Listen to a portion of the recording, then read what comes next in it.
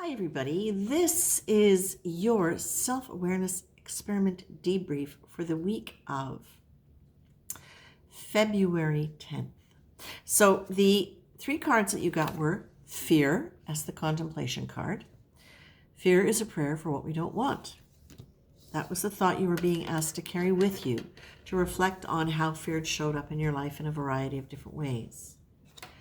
The intentional energy you were being asked to embrace and apply was prayerfully.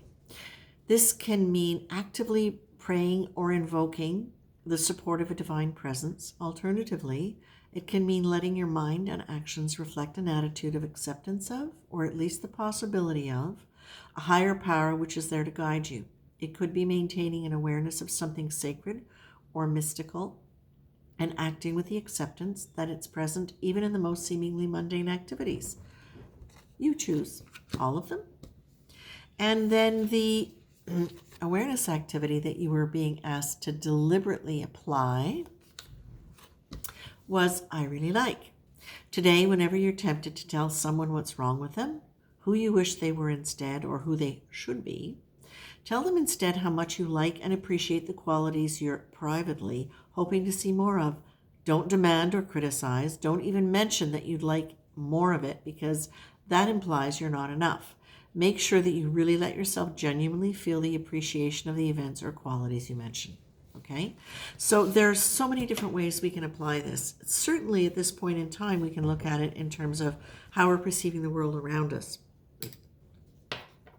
With the conflict going on in the world, the lack of surety when it comes to finances, the economic disruption that's going on. It's like, yeah, this time is like really primed for people to be afraid. But remember, fear is a prayer for what we don't want. Fear is a vibration, it's a frequency. And because energy is magnetic, we want to really make sure that we're not accidentally attracting more situations of insecurity towards us. We want to make sure that we're not actually creating that fear around us in a way that we kind of magnetize more fear to us. Because it doesn't even have to be more things to make us fearful. It can just be kind of opening up to everybody else's fear, and then it can really just like blossom into something quite unpleasant. So you don't want that. You're being asked instead to approach life prayerfully. So what might that mean in the midst of all of this disruption? Well, maintaining an awareness of something sacred or mystical and acting with the acceptance that it's present even in the most seemingly mundane activities. Okay, so how did you apply that during this period of time, during this past week? Were you able? Did you notice yourself going into fear, over-analysis, future-proofing your life, all those things that are about like contracting around negative possibilities, okay? Did you notice yourself doing any of those things? And were you able to intervene with that attitude, with that going into that space of, you know what? I'm going into this sense of, I'm either asking that divine presence be more in this situation, or I'm reminding myself that it's already in this situation. I'm going to, even if I'm not sure, I'm just going to trust that, you know what? However bad things look, I'm just going to say, you know what? I believe there is a higher power guiding us through this, and that there's a reason for it. And what you can do is you can look at any bad situation and you can say, okay, what's good about it? So I really like the fact that people are stepping up and standing up for their principles. Okay, that's really great. I really like the fact that now it's causing people who believe in a certain way to come together as a group where there can be more momentum. I really like that. But now that's one thing. Let's take this back to a really personal level. What if it's not about global situations? What about if it is you having noticed that you were afraid of being more visible in the world? Okay? What if there's a situation that triggered a reaction in you? Because this is sometimes the way it will go. Somebody can say or do something that's completely innocent, but it can trigger a fear in you. that makes you respond with being offended, with wanting to push back, with wanting to deny. What fear was being triggered? Was it that they were making a comment about, say, for example, your public appearance, and all of a sudden you realize that you've been feeling insecure about the way you look because you just put on 30 pounds, or because you've just found a new wrinkle, or because you've lost a tooth? Could be anything. Maybe that's created or you're going out on a date, you haven't been out on a date in a really long time, and all of a sudden you're wondering, I don't know, like it's been so long. Do I look all right? How am I supposed to look? I don't know. I haven't dated in a century. What's it supposed to be like? Is it really a date? So it can be something so innocent, but now if somebody challenges anything about the way you look when you're in any of those states, it can bring up a lot of fear, right? So this is not silly. This is not mundane.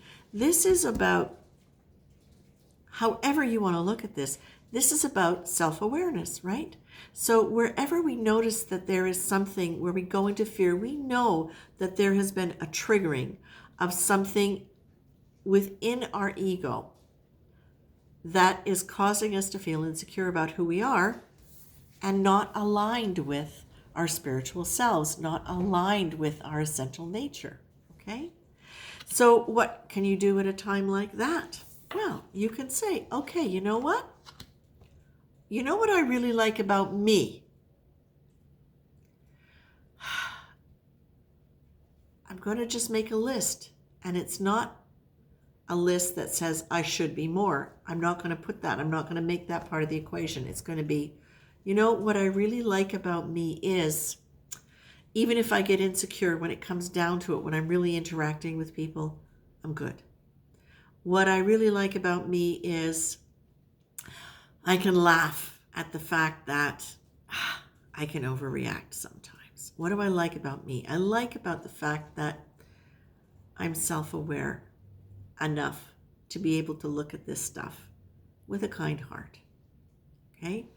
So those are just two situations in which you might have found yourself getting triggered into fear, and how you might have found yourself using prayer, and how you might have applied this I really like to yourself. Now, again, it could be within your community, it could be with friends, it could be in something that seems completely unrelated to fear, but where you find yourself resisting a quality of somebody, or finding it difficult for you to connect with somebody that is unsettling to you. Okay, it doesn't have to be outright, it can be just unsettling to you.